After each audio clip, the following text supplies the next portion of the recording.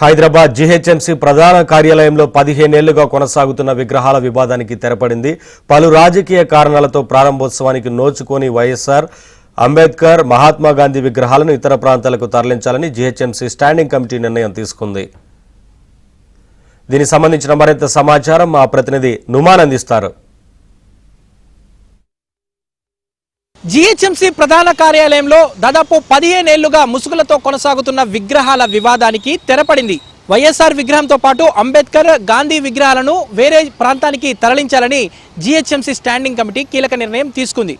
ఆ ప్రాంతంలో water fountain నిర్మించాలని కూడా జీహెచ్ఎంసీ అధికారులు నిర్ణయానికి వచ్చినటువంటి పరిస్థితి. 2011 నుంచి విగ్రహాల వివాదం కొనసాగుతుంది.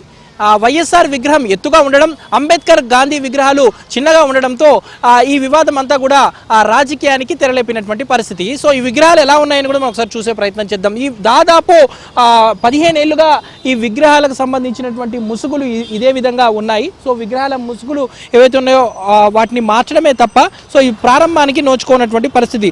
దాదాపు 100 డివిజన్లతో ఉన్న ఎంసీహెచ్ను నగర శివారు మున్సిపాలిటీలను కలిపి జీహెచ్ఎంసీగా అప్పటి ముఖ్యమంత్రి వైఎస్ రాజశేఖర్ ఏర్పాటు చేశారు. వైఎస్ఆర్ చనిపోవడంతో ఆయన విగ్రహాన్ని జీహెచ్ఎంసీ హెడ్ ఆఫీస్లో ఏర్పాటుకు జీహెచ్ఎంసీ మొదటి పాలక మండలిగా ఉన్నటువంటి మేయర్ బండా కార్తిక్ రెడ్డి నిర్ణయం తీసుకున్నారు. సో వైఎస్ఆర్ విగ్రహం ఏర్పాటును వ్యతిరేకిస్తూ రాత్రికి రాత్రే మహాత్మా గాంధీ, అంబేద్కర్ విగ్రహాలను తీసుకొచ్చి వైఎస్ఆర్ విగ్రహానికి అటు ఇటుగా పెట్టి అప్పట్లో టీడీపీ ఫ్లోర్ లీడర్గా ఉన్నటువంటి సింగిరెడ్డి శ్రీనివాస్ రెడ్డి విగ్రహాలను ఏర్పాటు చేశారు. సో వైఎస్ఆర్ విగ్రహం ఎత్తుగా ఉండడం, గాంధీ, అంబేద్కర్ విగ్రహాలు చిన్నగా ఉండడంతో రాజకీయ వివాదాల నేపథ్యంలో అప్పటి నుంచి ఇప్పటి వరకు ఇదే విధంగా ముసుగులు కప్పి ఉన్నటువంటి పరిస్థితి.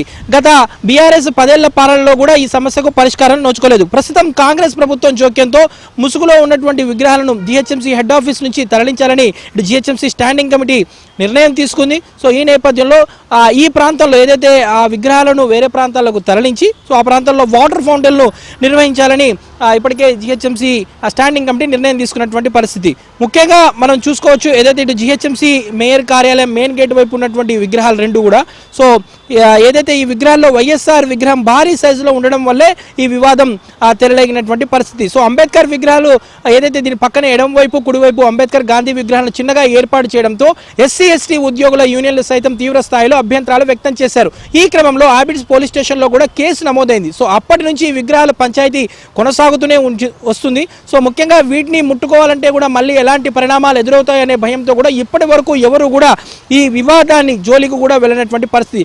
దాదాపు 15 ఏళ్ల తర్వాత ఎట్టకేళ్లకు స్టాండింగ్ కమిటీ నిర్ణయం తీసుకుంది. సో నిర్ణయం తీసుకొని ఈ విగ్రహాలను వేరే ప్రాంతాలకు తరలించాలని కూడా నిర్ణయానికి వచ్చినటువంటి పరిస్థితి. సో 2011 నుంచి మేయర్ కార్యాలయం లోపలికి వెళ్ళగానే కూడా ఎవరికైనా ఎదురుగా మొదట వైఎస్ఆర్ విగ్రహం పెద్ద ఎత్తున, దాంతోపాటు పక్కన అంబేద్కర్ విగ్రహం, దాని పక్కనే ఏదైతే ఇటు గాంధీ విగ్రహం అనేది కనిపిస్తూ ఉంటుంది. సో మొత్తానికైతే ఇటు జీహెచ్ఎంసీ స్టాండింగ్ కమిటీ ఎట్టకేలకు దాదాపు 15 ఏళ్ల విగ్రహాల ముసుగుల వివాదానికైతే ఒక పరిష్కారం చూపించిందని చెప్పవచ్చు. సో ఆ ప్రాంతంలో ఏదైతే వాటర్ ఫౌంటైన్ని త్వరలోనే నిర్మించి ఏదైతే ముసుగులో ఉన్నటువంటి ఈ 3 విగ్రహాలను కూడా వేరే ప్రాంతాలకు, అంటే ఏదైతే ఇటు ట్యాంక్ బండ్ కానివ్వండి, ఎన్టీఆర్ మార్గ్ పరిసర ప్రాంతంలోని ఈ 3 విగ్రహాలను ఎక్కడైనా ఏర్పాటు చేయాలని నిర్ణయానికైతే వచ్చినటువంటి పరిస్థితి ఉందని చెప్పొచ్చు. వీడియో జర్నలిస్ట్ వెంకట్తో నుమాన్, ఆంధ్రజ్యోతి, జీహెచ్ఎంసీ ప్రధాన కార్యాలయం నుంచి.